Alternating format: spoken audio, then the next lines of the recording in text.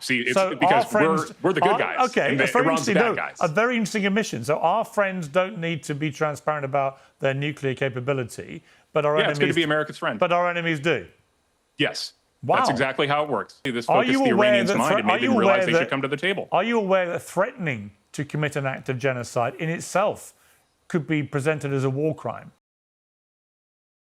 All right, so Joe Kent, former counterterrorism director, just resigned over Trump's Iran war and started naming names. Israel's lobby. Strategic lies. The whole mess. This is about to get messy. Subscribe because you need to see this.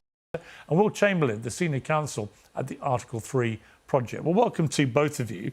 I mean, Joe Kent, a lot of what you said when you resigned appears to have been pretty much confirmed by that New York Times report, which is extremely detailed and paints a picture of Netanyahu in the White House, in the Situation Room, with the head of Mossad appearing on a screen next to him, in which he laid out a 4-point plan for why this would work: decapitating the regime, the people would rise up, they would be too powerless to shut the Strait of Hormuz, and so on. Most of which has not happened. What do you feel about the fact there's now this ceasefire, albeit it seems quite a perilous one? Is it a recognition, do you think, by President Trump that he's got to get out of this? Well, I think it's a good thing that President Trump took the opportunity to enact a ceasefire and to get both sides to the negotiating table. I think what's key, though, is that President Trump has to realize in order to accomplish our strategic goal, which is ending this conflict, reopening the Straits of Hormuz, and maintaining the alliances that we have in the Gulf, he has got to restrain the Israelis. The Israelis have a different strategic goal than we do. They want to take down the entire regime. They don't care how long it takes. They don't care how much we have to commit in terms of blood and treasure. So the Israelis and us have parted ways in terms of strategic objectives. We have to be honest with ourselves. It sounds like, considering the fact that someone shared the origins of this war with the New York Times, that is recognized now by this administration. So the first thing that President Trump has to do in order to make sure this lasts is actually restrain the Israelis, take away key components of the military aid that we give them so that they lack the capability to go on the offense and to spoil this ceasefire. Will Chamberlain, your response to that? I mean, I think that's a completely incoherent idea, not merely wrong, but just incoherent. First off, it presupposes we have the ability to take away their offensive capabilities. Newsflash, they already have them. We can't just seize them. Are we going to invade Israel and take their planes? We can't. They have the F-35. They have these capabilities. Remember, they launched the 12-day war on their own. So, I mean, no, but even America, the debate but itself on that is point, silly. Will, on that point, the Americans could withdraw their funding. The billions of dollars that go to the Israelis, which they use to fund their own military, that could just be withdrawn. So America isn't powerless. It can exercise that power. Right, but the offensive capabilities they would need to strike Iran, they already have. They're the second biggest air force in the world today. Even if we said we're not going to give you $4 billion a year going forward, that wouldn't stop anything. And then the second point is that this is an unbelievably silly approach to foreign policy because we haven't hammered out final terms with the Iranians yet. We're still in the middle of negotiations. The idea that we would restrain our ally, who, by the way, just helped us achieve one of the greatest military victories of the modern era, we would restrain them instead of trying to use the threat of continued belligerence from them to extract more punitive terms from the Iranians is silly. It's just completely antithetical to how things should work. And the idea that we need to be worried about our Gulf neighbors who would be upset if we didn't restrain the Israelis is also absurd because our Gulf neighbors are on our side. And this war has not only solidified our position militarily, it's solidified it diplomatically because all those countries are furious with the Iranians and are on our side and want to strengthen cooperation with both us and Israel. But what is clear from that New York Times report, it seems to be incredibly well sourced. So somebody's been talking who was in that room. What is clear from that is that the Israelis, maybe this was an honest mistake on their part, a misreading of the situation, but they certainly appear to be of the belief, if you took out the Ayatollah and some of the top people with him, that this would then lead to an uprising by the people, and that amid all this chaos, there would be no ability to close the Strait of Hormuz. Well, none of that has really happened. Yes, they got rid of the Ayatollah, but he's just been replaced by other similarly minded people. And then there's been no uprising by the Iranian people whatsoever. And of course, the Strait of Hormuz has been held in a kind of stranglehold by the Iranians in a very powerful way. It has to be conceded, which has caused enormous damage to the global economy. They've basically controlled that strait now for 4 or 5 weeks, and it's caused hell. And none of that appears to have been predicted by the Israelis in their sales pitch to Trump to join them on this war. Well, so I think you're overstating a number of things there. First off, I mean, you know, the Iranian Navy is gone. Right, so hold on. Will Chamberlain just said one of the greatest military victories of the modern era. And I need everyone to sit with that for a second. The Strait of Hormuz has been choked for weeks. Global shipping in chaos, oil prices through the roof, and he's calling this a victory? This man is looking at a house on fire and complimenting the architecture. And here's what gets me about Joe Kent. This is a guy who ran with the Proud Boys, paid a Proud Boy for consulting work during his congressional campaigns, worked alongside Patriot Prayer. This was MAGA through and through. 11 combat deployments, lost his wife Shannon to an ISIS bomber in Syria. He was supposed to be their guy forever. And now he's sitting across from a MAGA surrogate being told his analysis is incoherent because he dared to suggest maybe, just maybe, American foreign policy shouldn't be dictated by Netanyahu walking into the Situation Room with a 4-point PowerPoint presentation.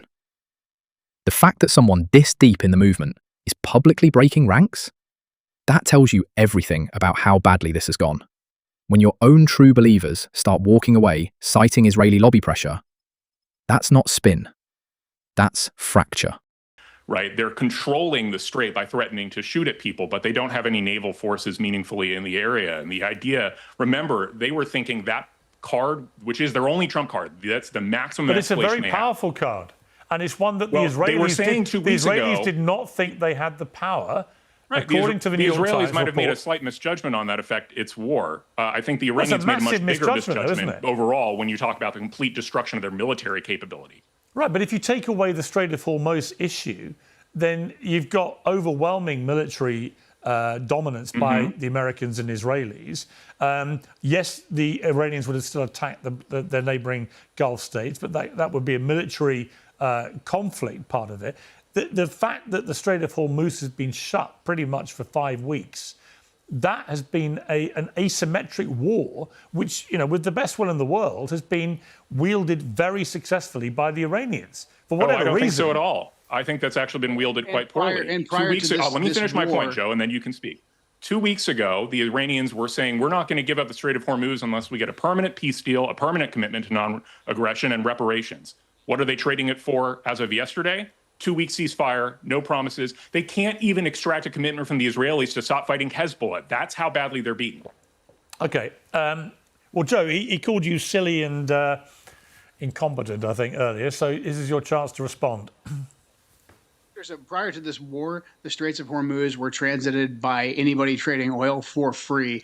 Post-war, the Iranians are going to be able to extract a fee. That's one of their negotiating chips they have now. No, they won't. Prior to the war, the Ayatollah that we killed was actually at the negotiating table with us. The reason why none of this was taken into account is because the Israelis didn't really care about what would happen to the Straits of Hormuz. They didn't care what would happen to our Gulf allies. Our Gulf allies right now still technically are with us, but the fact that we were unable to provide them with security guarantees lowers our status in the region, potentially could threaten the petrodollar in the region.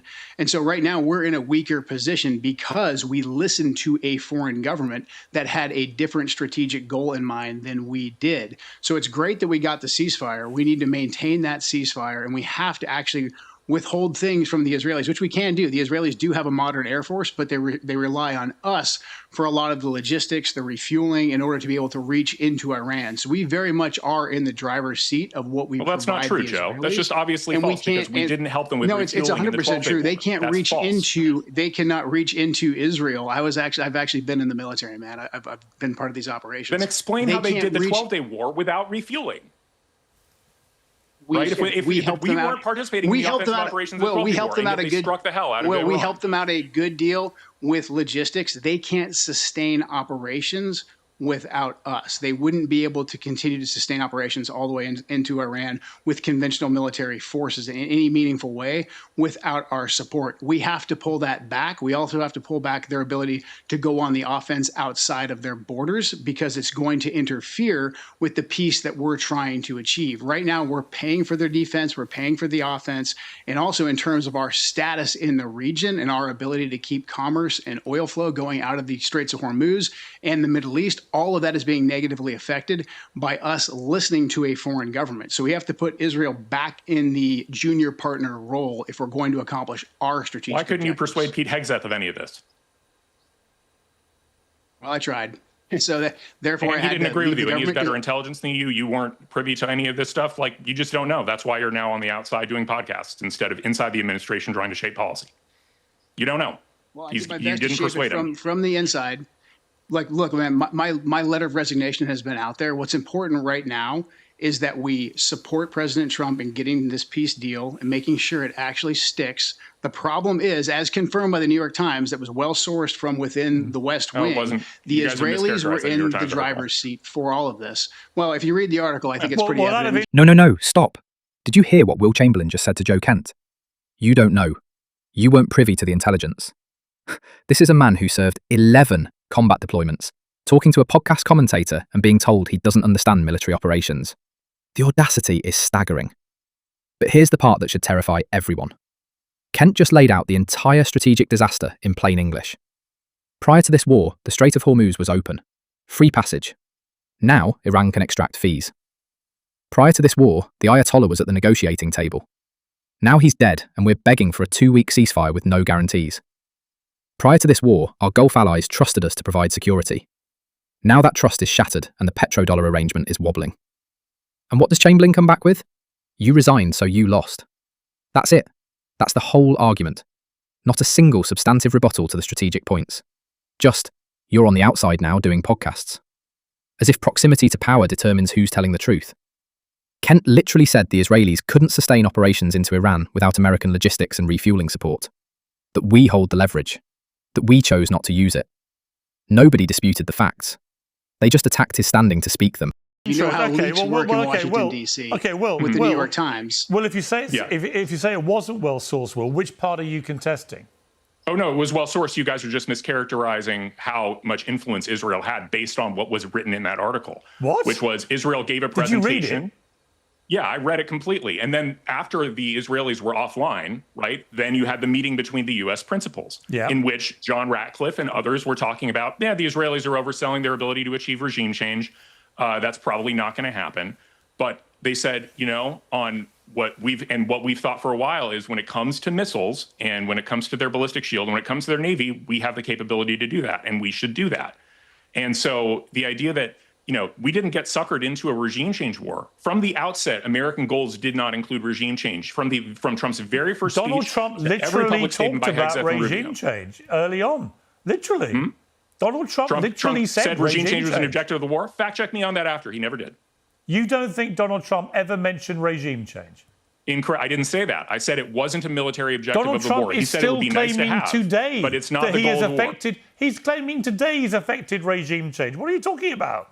He's affected it. That's because he's basically saying we killed all the senior leadership, which we did, by the way, in an unprecedented fashion. So who's running the country? But that doesn't mean it was an original military objective of the war. Iran right Fact check now? me on this, man. Go look at his original statements. I've read them all, mate. It would be nice to have, but it's not an objective of the war. Trump changed his goalposts every 10 seconds. That's been part of the this has been remarkably consistent from Hegseth, Rubio on down. Go look at their public statements. What did they say? An official objective of Operation Furious regime change. Why did America launch a preemptive strike against Iran? Will?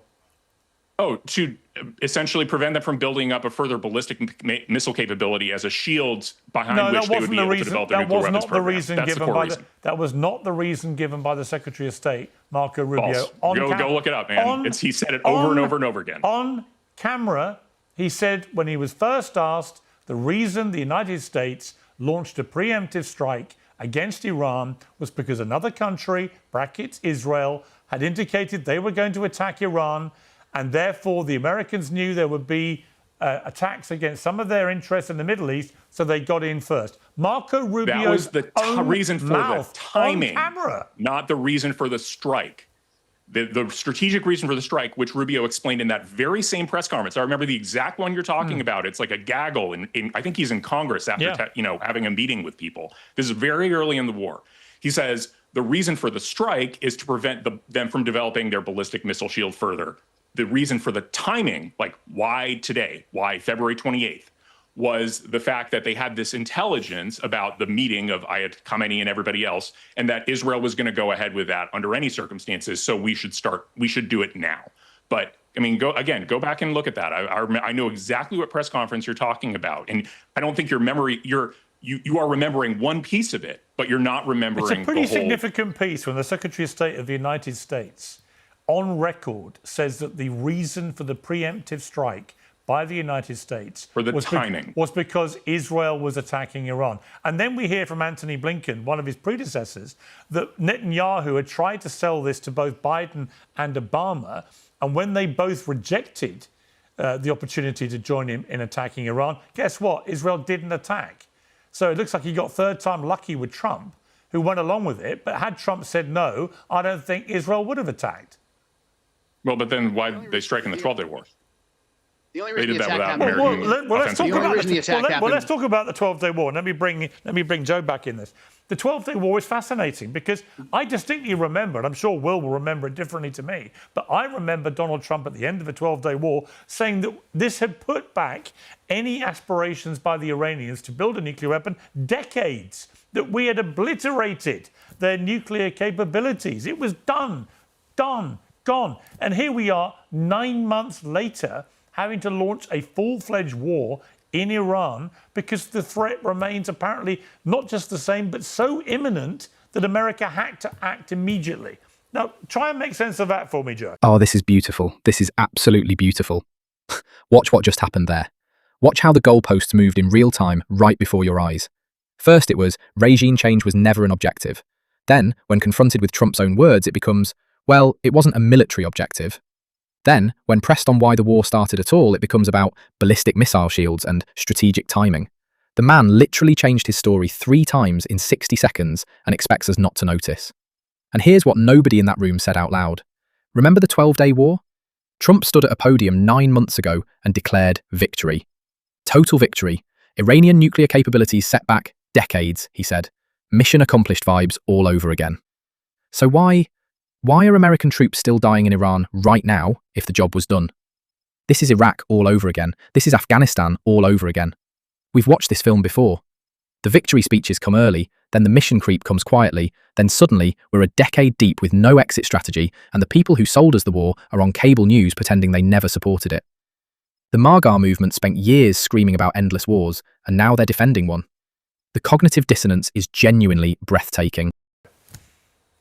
This is what the Israelis do. They've always wanted this regime change war. And so they continually use their influence through official channels and then also through their echo chamber in the media to move the red line. They did this with the enrichment issue. President Trump initially said, our policy is no nuclear weapons for Iran. The Iranian Supreme Leader agreed. There was a lot of space there for negotiations. There was negotiations that were taking place for several months. Then the pro-Israel lobby basically came in and convinced President Trump that the new red line was zero enrichment. 12-day war happens. Operation Midnight Hammer happens. We take away the ability for them to enrich. The Iranians withhold their proxies. They don't retaliate in any meaningful way. They get right back to the negotiating table. And then we're hearing basically what Will just said. Oh, now we have to go in and attack Iran because of this ballistic missile capability. So the red line moves again every time Israel needs a new justification for the war, and they get the outcome that they want by using their pressure network and their media echo chamber and their official engagements with the U.S. government. They were still worried that we were going to get a deal with the Iranians. And so therefore, they went ahead and said, hey, we're going to preemptively go into Iran and attack, knowing that this attack would be against the regime. Iran's reaction to an attack directly against the regime would be to enact their contingency plan, which would be targeting our bases in the region. So the only actual imminent threat that Iran posed was the attack threat by the Israelis against Iran. There was no imminent Iranian threat attack against us. No, I don't think there was for a moment. Will Chamberlain, I mean, as we sit here today debating this, the regime remains in place. Trump wants to argue it's different people, therefore it's a new regime. But it's the same people, it's the same regime. It's just the faces of... Minus the 100 senior leaders who are all dead. So a few of the leaders have gone, but they've been replaced by others. But they've been replaced by others from the same regime with the same ideology. It would be like saying you've decapitated the Trump regime, but he's replaced by a bunch of people called Trump. It's like, it's kind of... I mean, that's what happened in Venezuela, right? We effectively took out one person in Venezuela, and now we have a cooperative regime hasn't government. changed in Venezuela. All that's changed is the president got picked up in the middle of the night and put in a New York prison cell. But the regime's continued. His own number 2 is running it. So the regime is still there. So I think we should be clear about what regime change means, right? With my quaint old head on, regime change means you change the regime. Not that you just take out a few people at the top of it and they get replaced by other people from the same regime. Secondly, the enriched uranium remains in Iran. None of that has been secured by either the Americans or Israelis as we speak. Thirdly, the Straits of Hormuz remain under the control of the Iranians, which they weren't. It wasn't in control of it before this war started. And it is, despite what you say, they are now charging money. Apparently they want to charge $1 a barrel was the last thing I read. And Trump's all for it because it's going to make everyone rich. So they've got the control of that. They've continued to fire rockets, it seems, at some of their Gulf state neighbours. So I'm looking at this historic victory and I'm thinking, well, where's the victory? What is the victory? Because I don't see it. And forgive me if I take with a pinch of salt this idea let's try this by historical analogy. Let me finish my point, you can respond. That apparently we're now supposed to believe that rather like 8-9 months ago, Iran's capability of building a nuclear weapon has been destroyed like it was 9 months ago. Well, why can't they just pop up again in 9 months? They've still got all the enriched uranium. What's going to stop them? So, look, I put it to you that the charge sheet against the claim of historic victory is pretty big.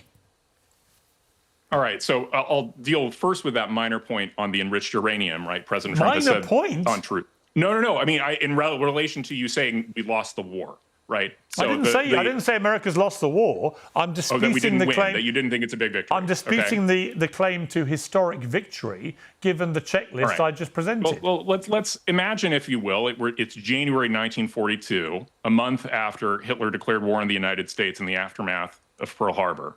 And the current military state of affairs is the entire German Navy is at the bottom of the sea. The Luftwaffe is destroyed. There's complete Allied air superiority over Germany. Hitler, Goering, Bormann, and Himmler are all dead in a massive military strike.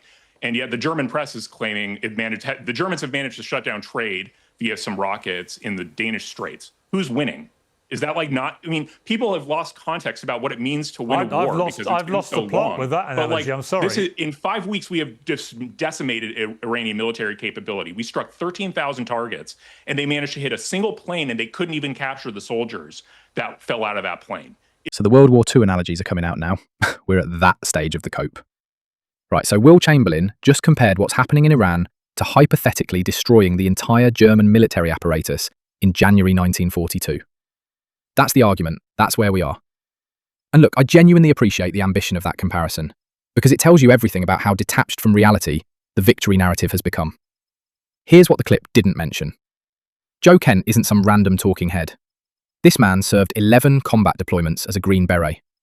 His wife, Shannon, died fighting ISIS in Syria. He literally built his entire political identity around being Trump's guy on national security. He ran for Congress twice, waving the MAGA flag. And now, he's sitting there calmly explaining how Israeli lobby pressure keeps moving the red lines, and nobody on that panel can actually refute his timeline of events. The enriched uranium is still there. The Strait of Hormuz is under Iranian control when it wasn't before. The regime survived and just promoted from within. But sure, it's like defeating Nazi Germany in 5 weeks. The victory is so complete, we apparently need to keep fighting. Makes perfect sense. It's one of the most lopsided military conflicts in history. The neighboring Gulf and the fact that you have a temporary restraint of trade and an increase in gas by $1 a gallon for a month does not change that in the slightest. Really? Yes, 100%. So you're looking at this military victory. Okay, Joe, this is a great victory, and I've lost the plot. The great victory is the fact that we have a ceasefire, and this could have been much, much worse. However, as opposed to making some like obscure World War II reference, because everything always has to be about World War II, let's just compare the situation between now and just a month ago before the war. The Straits of Hormuz, before this last iteration of war kicked off, the Straits of Hormuz were open for commerce. People and companies could transit that for free. Iran didn't have a stranglehold on that. Our GCC alliance was completely intact. There was still a guarantee of American security that hadn't been fractured. We had a regime inside of Iran, although they were not the best. It's not exactly what we wanted. They had a prohibition on building a nuclear weapon, and they were involved in active negotiations with us. They were closely adhering to a strict escalation ladder. Their proxies were not attacking us. No, that's exactly what happened. They had 60% were not building a enriched nuclear uranium. weapon. What do you think they were using that So for? what? Medical purposes? If they wanted a bomb, they had decades, long before President Trump ever became the president, to develop a nuclear weapon. There was a prohibition by the Ayatollah, which was a reasonable and calculated approach. They didn't want to become like Libya. They didn't want to become like Saddam. They had reached a point where they would keep the capability, but not develop a nuclear weapon. with Witkoff, and they were in negotiations with us, and we were not at and we war. won't give up our enrichment rights, Well, and we won't give you up anything diplomatically. But we were at the negotiating table with them. There was a potential for a deal. Fake. The Iranian nuclear archive, which is So now fast forward to where we're at right now. Look at the Straits of Hormuz. Look at the GCC. Let me ask Will a question, which is, Will, does Israel have nuclear weapons? Yes, almost certainly. I mean, they haven't officially claimed it, but almost certainly they do. Why don't we know for a fact? Because they don't want to say so, because there's American Why statutes, do they I get a believe, that would pass? create Why do they issues. get a pass about that? Well, because they're our ally and Iran's our enemy.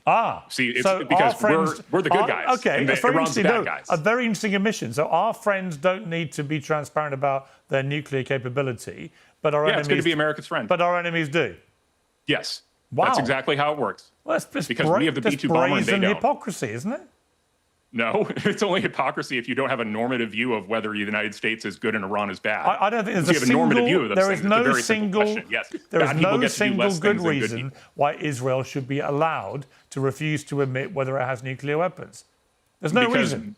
They should be call the international law police. They should be. Again, they're a core ally of the United States, and the United States is the most powerful country in the world. This whole multipolarity talk is just silly. There's a unipolar hegemon in the world. It's the United States, and we're also very benevolent. And so Israel, our friend, does it.